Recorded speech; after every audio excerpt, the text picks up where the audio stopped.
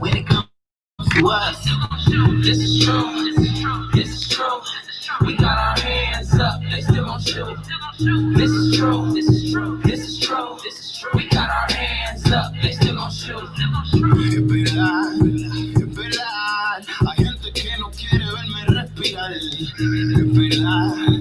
verdad, por ser de color me quiero fichar. Si nos unimos el abuso se va a acabar. Y si hablamos claro la cosa se va a arreglar. No nos vamos a dejar, no vamos a tolerar. Sabe que no se acaba toda la injusticia. Yo quiero ser libre, yo quiero ser libre. Si somos de alto calibre, de toda bala que Dios me libre. Don't get it twisted, don't matter if it's Spanish or English. The targets are endless. This where I draw the line. Being disrespected and harassed all the time. Can't even wear a hoodie when it's cold outside. Black and brown homies is what they wanna divide from the other side. This is true, this is true, this is true. We got our hands up, they still gon' shoot.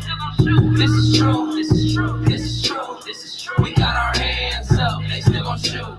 Fear and paranoia no longer an excuse. Before they can act, we end the abuse. Until those with guns learn to act with grace, we watch their every move, we show up and we face the reality we live, the right to stop and search. But we change the game, strip their right to hurt. Families torn apart at the seams. If one man falls, we lose an entire army. They still gon' shoot. This is true, this is true, this is true. We got our hands up, they still gon' shoot. This is true, this is true, this is true, this is true. We got our hands up, they still gon' shoot.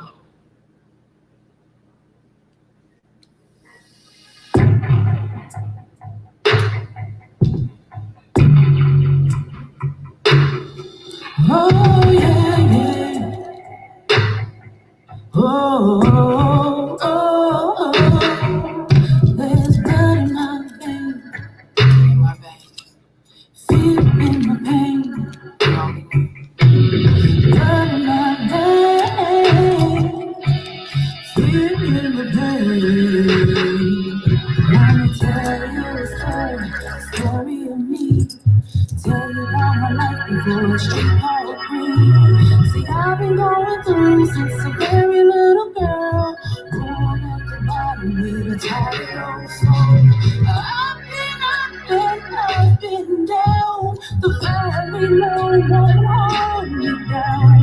And you ain't seen what happened to me when darkness falls. Demons will creep, there's blood in my veins. Fear in my pain. Can't come out into the sunlight, 'cause it never ceases to rain on me. There's blood in my veins. Fear in my pain. Can't come out into the sunlight, 'cause it never ceases to rain on me. Do you hear me now? I'm singing my song. Tell you about the things that been done wrong. Gonna expose sin, laying at the cross. Down on my knees, Lord, help me please. I've been up and I've been down. The valley low won't hold me down. Just a little girl with a tattered old soul. When the shotgun sound, we pointed out. Was told there's blood in my veins. Fear in my pain. Can't come out into the sunlight, 'cause it never ceases to rain on me. Blood in my veins. Fear in my pain. Can't come out into the sunlight, 'cause it never ceases to rain on me.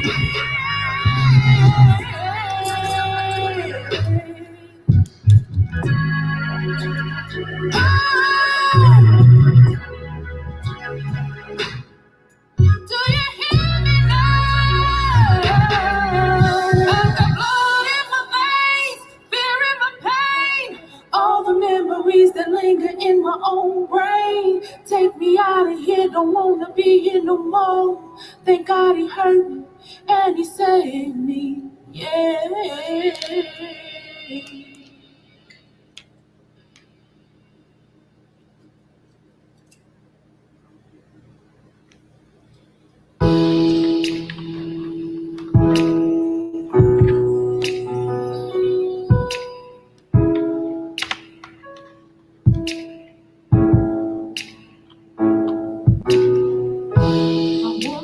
Close to you, I want you in my life, my life. But baby, it hurts so bad when things just ain't right. I wanna be close to you, so baby, let me know. Will you hold me close, or will you let me go?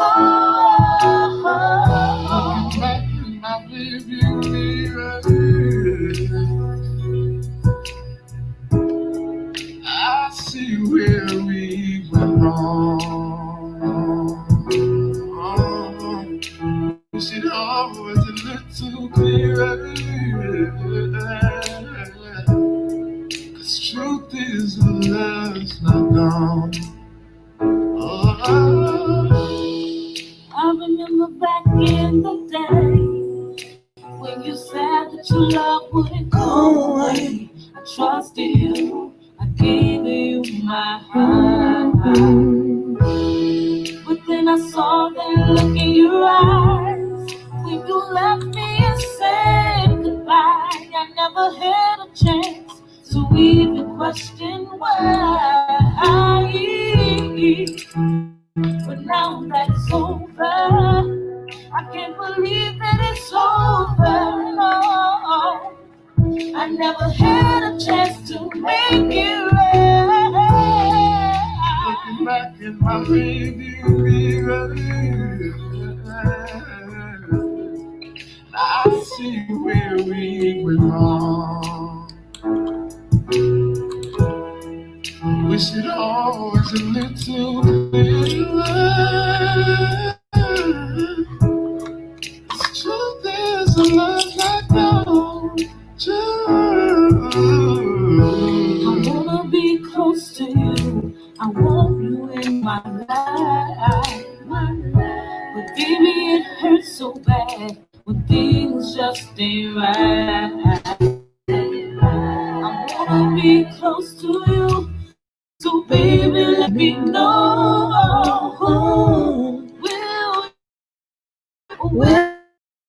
Will you let me go? See, I need. Hey, yo.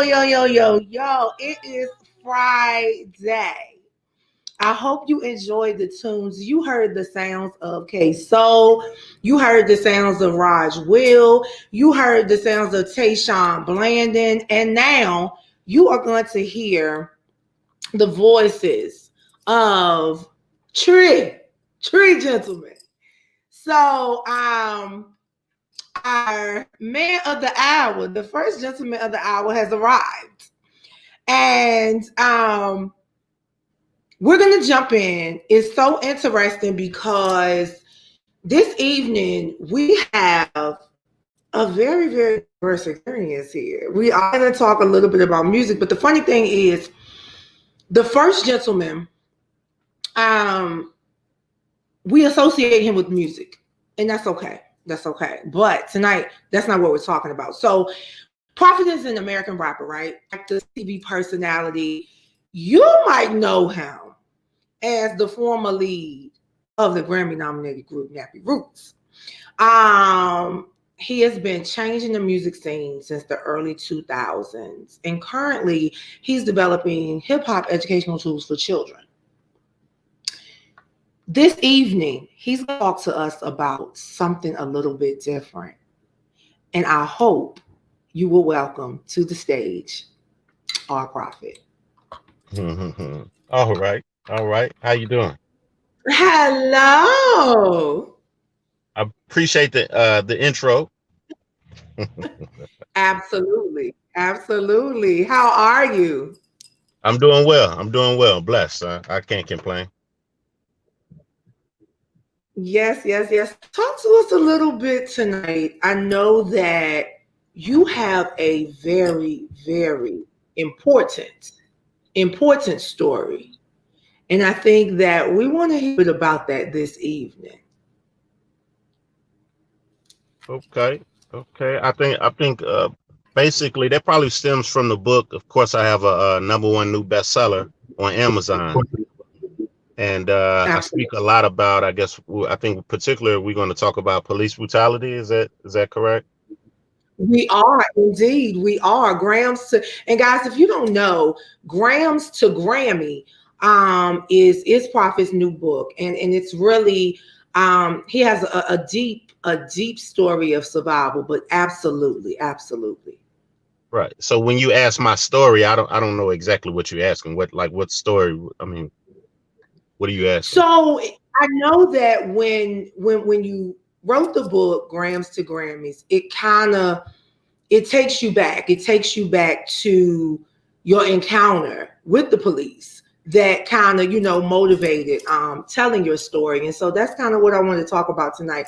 Just a little bit about, in that moment, at what point did you really realize, you know what, I'm out of this thing and I'm going to tell the world all about it? Well, I mean, the encounter is a lot different from realizing, okay, I need to write a book.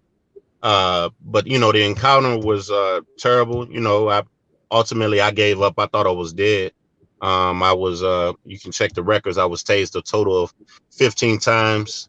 Uh, in the by Kentucky State Police. They beat me, broke my nose. I was tore up. You can Google like TMZ interviews Nappy Roots or TMZ interviews or Prophet. You'll see some of the pictures and whatnot.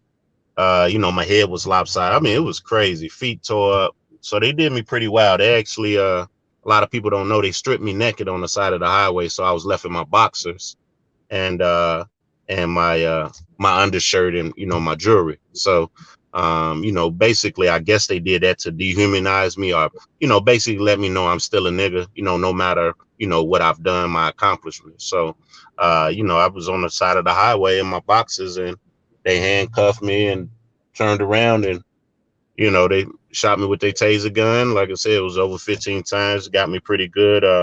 During that time, I felt, after maybe 2 or 3 tasers, I'm thinking I just got to hold on. And at some point, I'm thinking they'll stop. Unfortunately, they never stopped. So, at a certain point, I thought I was dead. So I just said, fuck it, I'm dead. And I went out. Fortunately, God had another plan for me. And it wasn't because I was dead. I guess I just lost consciousness by so many being tased so many times. In that, I'm just blessed to survive. We got a lot of people that's died over the years that hasn't been able to tell their stories. And a lot of times you got to, look at whatever the police wrote. But that's like, how can you ask a murderer, what happened and believe you getting the actual true side of things? It's very hard to do.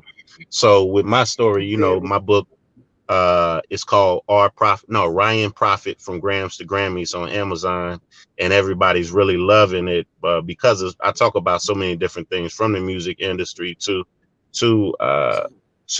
police brutality. Like we just recently lost Breonna Taylor in the city where I'm from, Louisville. And it's been others that hasn't been so highly acknowledged. But like Louisville Police Department, the state of Kentucky police, like it's some real terrible things that's going on, and a lot of things don't be acknowledged. So I'm just happy that I'm able to, I took, some months out of my life and put together this book, and just happy that everybody's receiving it. And most importantly, happy that I'm alive to tell my story, unlike many Yeah. of our other brothers and sisters. And we are glad you're alive to tell your story. Absolutely. Absolutely. Now, what specific messages would you give to the world relative to police brutality? What do you feel would be your message to the world?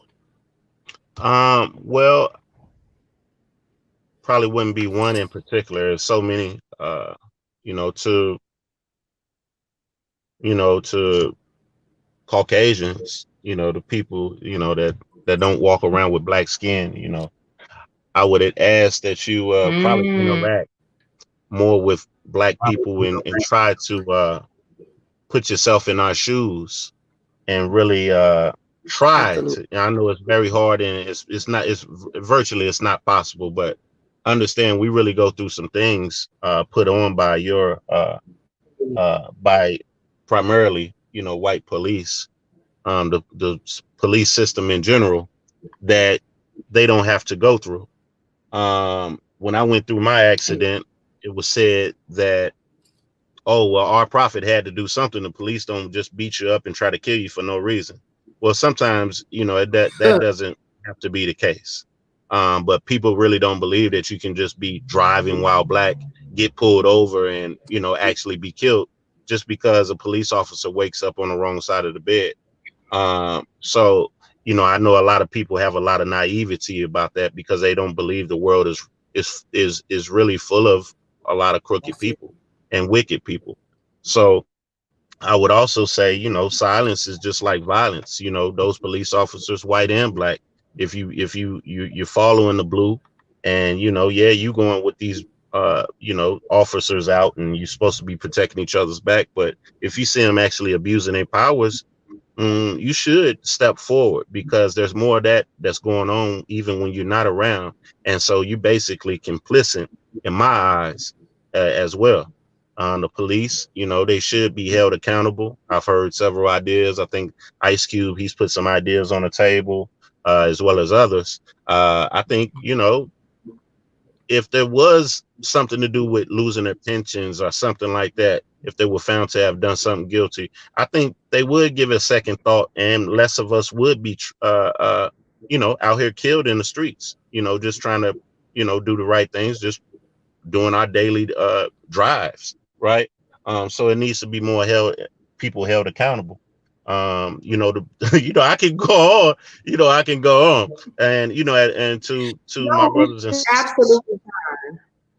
It's Yeah, absolutely fine, so Prophet. We welcome you. We welcome you, and I really wish we had this much time, because your story, you know, most of the time we tell people their stories are unlike anybody else's.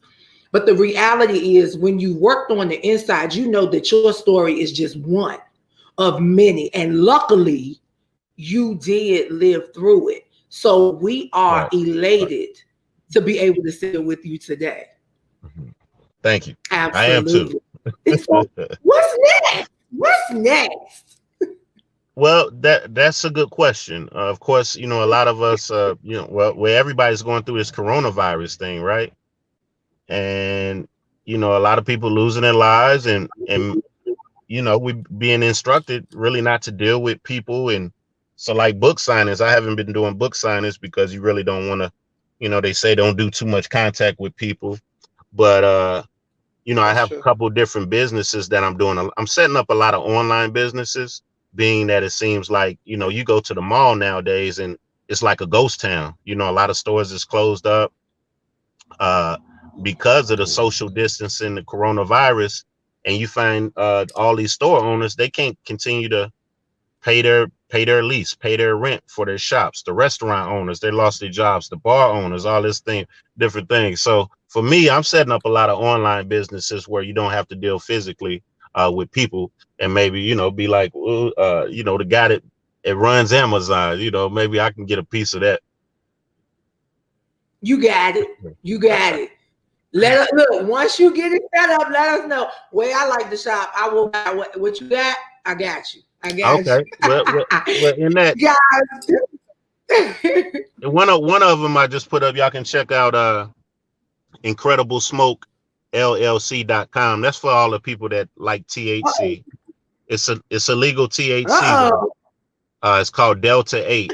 So Okay. all you smokers out there, if you like vaping, if you like gummies, and things of that nature, go to incrediblesmokellc.com. That's one of my latest additions, and you can get you some legal smoke. Incredible Smoke LLC.com. LL.com. Incredible Smoke Get on it now right now. LLC.com. Because I know Get you some my gummies. homies out there watching. So I need y'all to go support Incredible Smoke. LLC.com. They know, look, they probably like, why are you advocating? You don't need smoke, but it's all good. I know they going, so y'all go Incredible.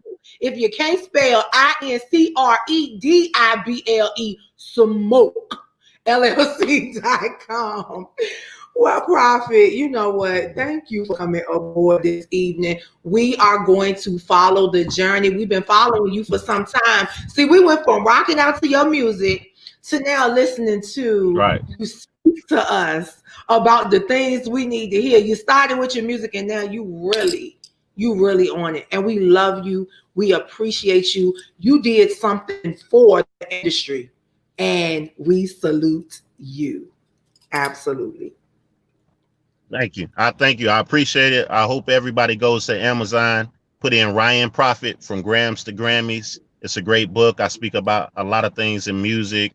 I speak about, the highs, the lows, some of my experiences from meeting Beyonce to Kevin Hart and kicking it with this person, that person. I talk about depression. I talk about suicide. I never thought about it, but it's a real issue. I talk about cyberbullying. I talk about a number of issues, accountants stealing millions of dollars. So y'all go to Amazon, Ryan Prophet From Grams to Grammys. It's a great book, if I might say. Yes, buy it, because I know some of us got Amazon Prime, so you can get that book to y'all doorstep in 2 days. I'm trying to tell you. We got it. Yeah. Prophet, once again, thank you so much for being here this evening. We salute you. We appreciate you. And keep on keeping on. All right. Thank you. All right, darling. Guys, if you don't know, now you know. That was Prophet. Our Prophet is definitely someone that we're all familiar with. In the early 2000s, I know in the early 2000s, I was in high school. Y'all know Nappy Roots, and he is the former lead of Nappy Roots. So, we talked a little bit about the activism side of things, right? So then we will talk food. Y'all know I love food. Like, what? Y'all already know what time it is, but the individual that we're getting ready to talk to is an interesting young man. And I'm going to call him a young man because he is toying around with this food thing. I can't wait to hear his story, his side of things, because you can read about somebody all day, every day. I enjoy reading about the peanut butter and jelly and the spam and all of that.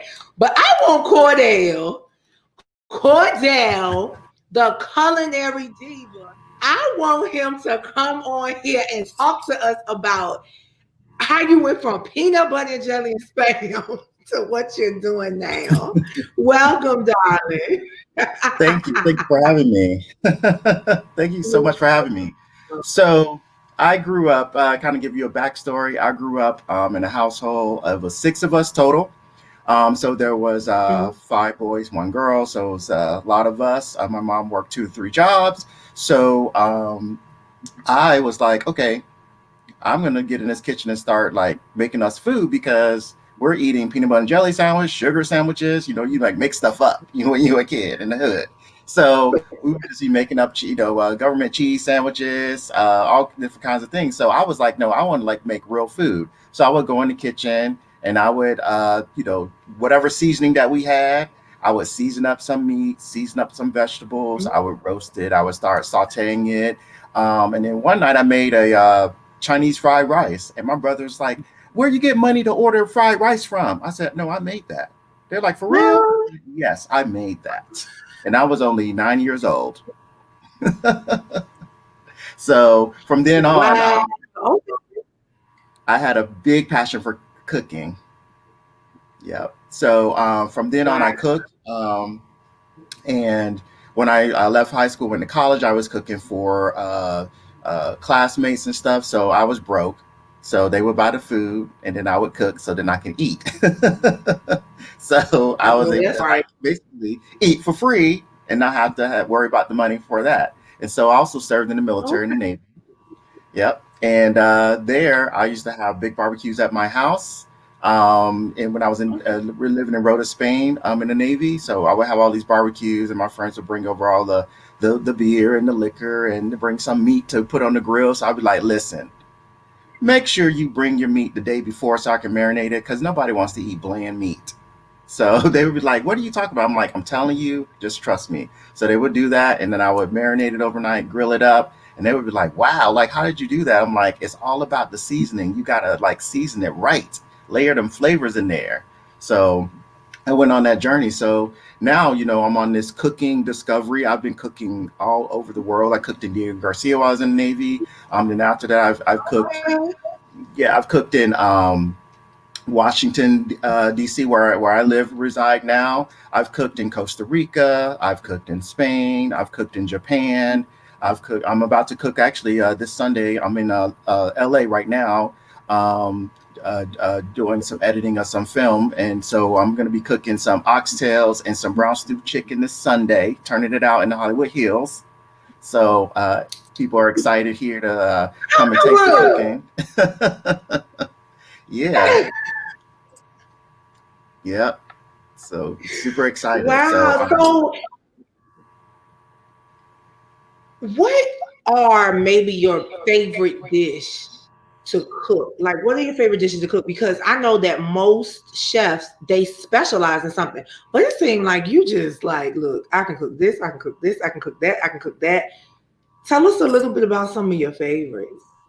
So one of my favorites is my jerk chicken. So I created this jerk chicken, and everybody like there's different kinds of jerk chicken, but I've had some it's dry, or it's too hot, or it's too sweet, or it's too savory. It's just not that right balance. It doesn't have the right glistening and glaze on it. Doesn't have the right char, because you don't want roasted jerk chicken. You want jerk chicken on the pit, charred with that that grilled taste on it. So, that's one of the things, and I like to brine the chicken in a jerk, not just salt and sugar, but brine it in the jerk so it gets all the way to the bone.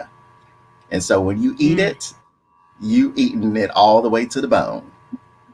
And so wait. When you brine it, but when you brine it though, are you putting it in like a Tupperware container? Like, and I'm not talking about kind of Tupperware. Are you letting it sit for some days?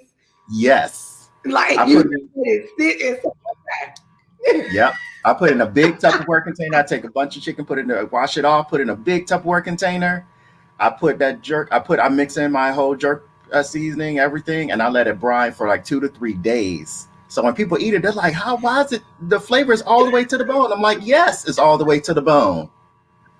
Yes. Look, shout out to Pleasure P. Pleasure P, look, you need to come up here because he is imitating. He about like Snoop Dogg was for that fight. I know that's right, Pleasure P. Keep it coming. He commentating over here. Yeah, so we're cousins. And okay. Yeah, we're cousins. And yeah, and I have cooked many dishes for him. So last time I made a jerk turkey. I took a whole turkey and I brined the whole turkey and jerk, and then I smoked it for 4 hours.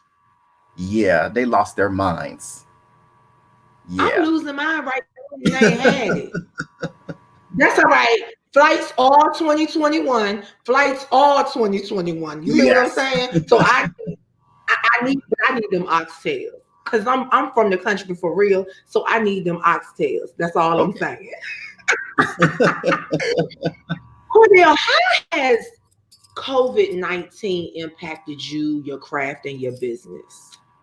So COVID-19 actually helped me hone in on my craft. So I've had more time to be at home, to kind of study recipes, kind of be creative. So what I've done is been more creative in the kitchen. I have created dishes, and then I've like mailed some food out so people can taste, since they can't get to me. So I just, I FedEx it to them. And so they can taste it. And also it shows the integrity of the food. If the food is good and you can freeze it, FedEx it, and they eat it and it's still good, that means you know how to cook. And so that's what I've been making sure to perfect. So I've been working on that. And then I've been working on my cookbook, which will be released April of next year. Yes. And I'm working on a cooking show. So I have a couple offers for a cooking show with a couple networks. So I'm working on that. And so the concept is me, the Culinary Diva. I'm going to go to different restaurants, taste their food. Because, you know, a lot of times people go to restaurants, they taste the food and they say, oh, it was good. But they never return to the restaurant. They never go back because it wasn't good. They're lying. So I'm going to go there and tell them the truth. Like, listen, your food isn't good. This was not good. And this is what you need to do to edit it. Yes. You need to add some seasoning. Okay. You know what? That's why I take my 82-year-old mother everywhere, because I already know she's gonna be like, come here, baby. Fix this. I'm not eating this. It's dry and it ain't got no taste. So yeah, but you know, we got professional testers over on the East Coast. So I'm just saying, we professional testers for real. And we got you. Now, let's have a little bit of fun though. If you could leave anything whatsoever in 2020, what would it be? If I could leave anything in 2020, as in what? Anything in anything. Most people have a very quick answer, but I'm not gonna force you. I'm not gonna force any answers on you. But if you could leave anything in 2020, what would it be? Anything. It could be a place or thing. I would say a mindset. I would say a generalized mindset that people have. Okay. And I say that because I just came back from Africa like a little bit over a month ago. And that's my husband. And I was over there, and the way that they handle COVID and the way that we look at COVID, two totally different ways. And they were able to eradicate it. And here they have not, because people won't comply, and people, they're just acting like a little crazy. So if people had the right mindset, and if we would come together as one nation and do our due diligence, we would be through this. And so I think, leaving these old mindsets back and coming to one as one nation, one United States of America, I think we could do better in 2021. Agreed. I love that. That's so tactful. I don't think if somebody asked me that question, I probably would have been like, all right, what kind of platform is this? Because I had an answer, but I don't know if I might want to answer that. Some other work in Africa. Tell us a little bit about the trip to Africa. Because what kind of work did you do over there? Yeah, so over there, I have a foundation called Shaping Futures Foundation. And so I went over there to do some exploratory work I brought over 270 pounds of donations for orphans. And I also went to partner with some orphanages, and then also go and talk to a couple village people. And I actually got to talk with the newly elected president of Zanzibar. And so I'm going to build the first American all-girls academy and technical training center in Zanzibar to provide a Western education, and not just academia, which is important, but also skill sets, something that they can use to get jobs, something they can create businesses, something they use to grow their economy. And so the president is on board. He wants to work together and do it. And so I'm going to, definitely, I'm raising the funds and I already found the land. So I'm raising the funds to get the land and to build this school, because it's really important, because education is the foundation of everything. If you have that education, you could do whatever you need. And it's not just formal education. It's just that knowledge of being able to not let people take advantage of you, that knowledge of being able to fend for yourself and make your own money, that knowledge to be able to shake and move and make things happen. And I'm so glad to hear you speak to that. I'm so glad to hear you speak to that. I think that a lot of times we forget common sense will take you a long way. People don't have common sense anymore. People don't have, one of the things that we got away from was vocational education. And I think that I tell people all the time, I love blue collar workers, like the plumbers. You know what I'm saying? The carpenters. Like, do you not realize if it weren't for vocational individuals who have this specialized training, we wouldn't be able to live the way we live? Exactly. You get what I'm saying? Oh my gosh, to you, That's the where I foundation. wanted to go with it. It's the ingenuity. It makes everything run and everything go. Like we won't be able to have any of our services. We won't have the buildings that are built without the blue collar workers. We won't have the lights. Okay. We won't have the plumbing. We won't have any of that. So if we teach that, you can build and grow major economies out of that. And that's what I plan on doing. Yes. Yes, guys, if you're just checking in, I am so fortunate to have been introduced to this awesome gentleman, Cordell, the Culinary Diva. And I just cannot wait. COVID go away so I can get some of this good food that I just cannot wait. Like, I'm hiring him to come. He's coming to serve us, and we are going to sit there and just watch you cook. And I already got it in my mind what it's gonna look like. And we're just gonna have this big old swap. That's what we're gonna do. But Cordell, let everybody know where they can find you on social media, websites, and everything. Definitely. So Cordell of Facebook, Cordell Culinary Diva, or Cordell Robinson. Also Instagram, Cordell Culinary Diva. And then YouTube, Cordell Culinary Diva, where I post some of the videos. But I've been going live a lot lately because I'm getting prepared to launch the actual cooking show. I'm shooting a pilot cooking show in Costa Rica in January. And then also my foundation, Shaping Futures Foundation, www.shapingff.org. And for some of my recipes, not all that will be in my cookbook because my great aunt says recipes are sold, not told. So some of my recipes on my blog is www.adeliciousexperience.com, and a delicious experience, all one word. Yes, a delicious experience. Yes. Okay. Yes. Cordell, thank you for rocking out with me this evening. You. We will definitely be in touch. We definitely need you. We need you because one of the things that I think is really important, you enjoy what you do. And because you enjoy what you do, it allows you to do other things to give back. And for that, that makes my heart happy. And I salute you for that. Thank you so much. And I am so blessed and humble to be able to do that. And so it's, it is my mission to always hone in on my craft, but more so to always give back. Absolutely. Absolutely. Well, until next time, we salute you. Thank you so much. No problem. Good evening to you. Wow. All right, y'all. For real, he done made me hungry. Like, I am legit hungry. And you know what, Pleasure P, for real? I am so hyped. Pleasure P has really been giving this commentation. So why don't you just come and executive produce for backstage? Because you had a ball and you kept me rolling. I'm trying to focus on what I'm doing. I'm like, what are you about to say now? But the conversation is super dope, and I definitely appreciate it. So we're gonna close out this evening and we're gonna take it back to the music. Now let me tell you what's so funny. Look, I had to ask him. I said, okay, before we go live, I need to say your name right. What's up? So if I mess it up, he gonna come on here and get it right for me, and then we going to Africa because he said we was going to Africa, and I'm holding him to that. So I would like to introduce to you the Grammy-nominated Wasaku band leader, Nathi Gabashi. And I hope I got it right. And you're going to tell me if I didn't. Listen, it's done. I got to take you to South Africa with me. Done deal.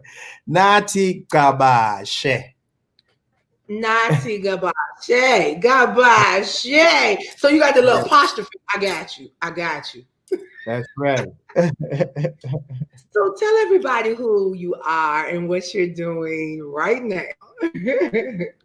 Well, first of all, Lily, thank you for having me on. I was really excited, looking forward to this. My name is Nathi Gcanashe. I am a singer, songwriter, a music producer from South Africa originally. But I've been here kicking it in the US and working, producing stuff in a variety of settings and so on. I've had a chance to to some amazing opportunities and traveling around the world, and it just now basically just came to a point where another one of those times where an artist, has to keep creating and doing stuff. And I am here now because I'm excited about my new remix single Mambo Pua coming out soon. Yeah. And it's actually coming out a week from today. So I feel real special because it's coming out a week from today. And from what I understand, the themes associated with this single are unity and equality. Yes. Speak about the song. Speak about this song, and I can only imagine how it came about. But speak to us a little bit about it. Well, so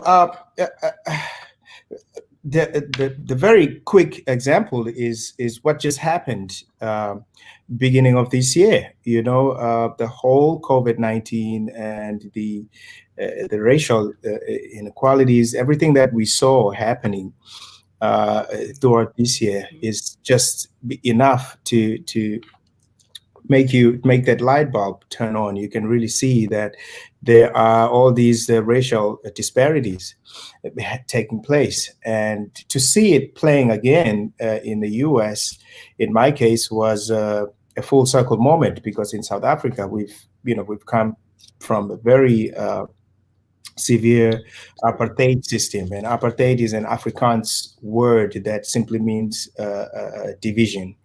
And so we've seen that. I have quite a story of myself, of my own life story impacted by these racial injustices. And so the song really talks about the fact that we are all the same. It talks about Mambo Pua itself is a Swahili casual greeting. Swahili is located right in the southern region of the map, Africa, and they speak Swahili amongst many languages. And South Africa has 11 official languages, including Swahili now. So if you greeting people and saying hi, you can say Mambo, and everybody says Pua Pua.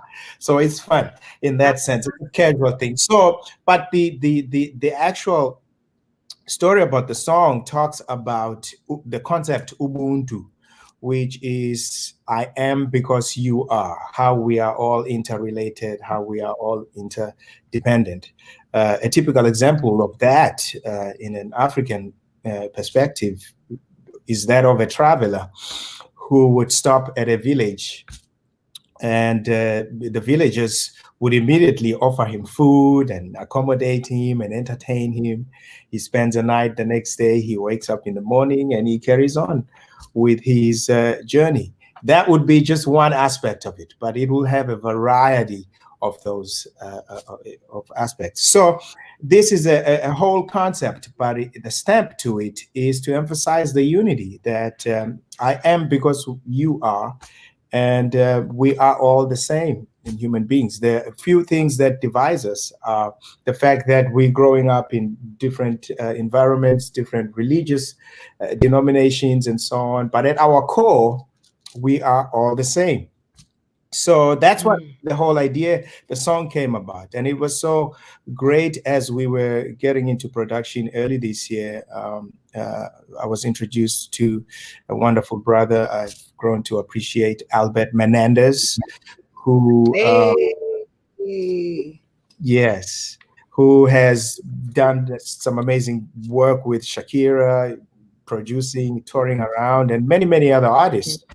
And he put a twist of a house Afro house kind of twist vibe to it. It's a dance song. It's perfect for now. We're approaching festive season, so it gives us that permission to go hang out and party responsibly, especially because we have COVID. Yeah, that's what I like to do. I like to party. I'm not thinking party a little bit today. When did your journey with music, when did it actually start? Oh my God. 25 years ago, it started. You know how you start. You start, you either start, the whole story actually, in my case. So my mom was a manager. She used to run this gospel group, and every weekend they'll come and have rehearsals in my neighborhood. This is in the rural areas of South Africa, in the KwaZulu-Natal region where I'm from. So, and then I would see them practicing, and I mean, there was just this one day when I was watching them, and the harmony and the, the choral music at that point. But still, that hit me really hard. So I think that's where the actual bug was implanted. so you grow up and you keep pursuing music, because I felt very much drawn to it, and I've had a chance to really pursue that. Sometimes when you're young growing up, there's a lot of challenges and a lot of other people trying to convince you, is this a realistic profession? You know how that goes. And so, and then, but you just keep going. I've done it in churches. Everybody start in church. You got to go to church with, and then you can and then you move on. So I've had a chance to perform in different settings, weddings, and eventually in my early 20s, that's when I started working professionally in the South African music industry. And so it's just been a progression of things happening, and it's just been a joy ride. Of course, there are those challenges and so on, but you just keep doing it. Music has a thing, it's one of the most one of the best things that is just organic. It doesn't matter what kind of music, it'll take you somewhere. And so it's been that. So I've had a chance to work with some of the greats in South Africa, the late Hugh Masekela and Miriam Makebas and the Lebo M from the Lion King movie, and so on. He helped production of all of that. I've had a chance to tour around the world with some of these great guys, and so it's taken me everywhere. I used to live in New York for a little bit, and Detroit, Michigan, and it's all just been about music. But recently, it's been the 10 years of residency at Disney's Animal Kingdom. Yeah. Oh wow! Okay. Yes, ma'am. Cool. So you get to ride rides. Like, do you have to work all the time, or you get the opportunity to just ride some rides and have fun? Or no? Yes, of course. I mean, you say that again. You said, do I get an opportunity to what? You get the opportunity to just have fun at Disney. Like, I would just want to have fun. I don't want to do anything but have fun. Well, I tell you, the thing is about the music, or just entertainment in general, anything that involves that organic creativity. There's usually a lot of fun associated with that. You never get people who will have sad stories while creating stuff. I think more than anything, people get this gush of energy, pleasant energy doing stuff. So yeah, and to do music as an entertainer, as a performer, it's all the fun you need. It's like now there's a thing about people going to performances, and then there's after party after that. For me, the party starts right as we perform, right in the show. That's the party. Okay. And so this is what's exciting about this new single, Mambo Pua. It is a dance party. It's an Afro house. It's really a fusion of indigenous and traditional sounds with the modern Afro house feel to it. So it's really awesome. It's going to be great. I'm excited. I am so excited. So guys, don't forget next Friday. Friday is when this awesome record drops, and we're gonna be dancing and doing a whole bunch of swirling and twirling with the song. That's what's up. All right. What's next though? What's next? What can we expect from you? You can expect more music for sure. we were very much ahead of things as far as production. So I have about 2 more projects that are ready to be released very soon as we get through with everything else we're doing about Mambo Pua now. And we also, you get into content creation, which is exactly what you're doing. I know exactly about very much about that. That's what we're doing. So I have a podcast as well that's getting ready to launch, where I have some of my friends, collaborators, people that I've been working with at Disney, with the Wasalu band, and a whole lot of some of my friends that I've had a chance to work with before. Both as a performer and also as an actor on stage. So that's very exciting. And we also creating, sometimes you hear a beat, you hear some kind of inspiration, you just go lay it down. So the idea is to try to be ahead of things, production wise and all of that. So we have some pretty good content coming out very soon that's associated with the podcast. So you guys going to be seeing a whole lot of wonderful performers, really excellent performers that have been part of the whole Disney residency. I mean, we've been there for 10 years, and thanks to COVID-19, so absolutely. So, yeah. As we prepare to close out, what message would you like to give to the world? Well, that's a good question. There's so much going on. I think music chose me in a sense that I feel I come from an outreach youth and children arts programs, community development background, and so on. So when I do music, or when I do anything, it's always associated with either the racial injustices or just the general world affairs when it comes to the aspect of community development stuff. So, but even with that, there's sometimes we tend to depend so much to. First of all, I'm so happy that there seems to be a lot of understanding now how the government works and how and what's in it for us and what's in it. And this is, I believe, this should go on down to the roots, so that everybody, especially in the communities of color, this is a message that we have to keep pushing forward. That way, we know how to position ourselves as young entrepreneurs, as young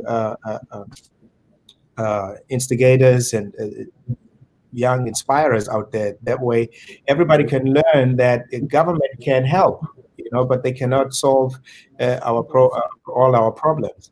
And but having said that, just to stick to your guns. Everybody has something that they do, something that makes them feel good when they do it. They have something that is authentically them, something that you can do without getting paid, so to speak. Obviously, paid for. So I think everybody can tap into that inner thing. Everybody has that inner thing. That's what I can share with people, because everything is based on your inner self, and then you can take that outward. For instance, I was asked what do I think world peace is, and my answer to that is that if you can go within yourself and make peace and be able to stabilize yourself and know who you are, then you can go out and inspire that. That's it. That's it. Drop the mic moment, because I think that we look for these tangible things and this and that and this and that, when really it all starts from within. So that is super dope. Thank you. And I'm gonna do it. I'm gonna say it before you go out. Nathi Gcanashe. Gabashi. Yes, ma'am. I got it. I got it. I Thank got you. it. I You got it, girl. You got it. You got it. Thank you so much for rocking It's a out with me pleasure. this Thank evening. Thank you so much for having me here. Yes, yes. And, Next Friday. Next yes. Friday, ladies and gentlemen, don't forget. Next Friday. And I have all the links on my social media. If you can spell my name, good luck with that. But it's NathiGcabashe. Yeah, that's right. That's my website. And then my social media, all of my pages are like that, Nathi Gcanashe Music. So I really hope, I'm looking forward to this, and I appreciate this opportunity to hang out with you guys tonight. Thank you. You're very, very welcome, man. We thank you for your music and keep on making party music so we can turn all the way up. My pleasure. Thank you. Good night. All right, everybody. Look, Friday Finesse. I'm going to tell you, next Friday, there will not be a Friday Finesse, but we will return with the Friday Finesse on December 18th. And after that, guys, there won't be another Friday Finesse until 2021. But make sure that you go over to the YouTube channel if you're not already there. Subscribe, check out your favorite videos. Let me know, go through the videos, listen to it. And if you have ideas of somebody you want to see, somebody you want to talk to, and even topics, because in 2021, we're going to scale back. We're definitely going to still have intentional conversations with people. But in 2021, we're bringing back all things authentic. And I might have a special guest co-host because you already know, you always need different perspectives. You need a male perspective and a female perspective. And so we're going to see, but all things authentic might just pop off again in 2021. And y'all already know on all things authentic, we get raw and uncut. But it's the Friday Finesse. I'm your girl, Lily Mae. Thank you so much for rocking it out tonight. It was all about the gentleman, and that's what we did. But remember, here on this consulting time, we always strive to bring you joy, jewels, and justice. Have a great evening, ladies and gentlemen.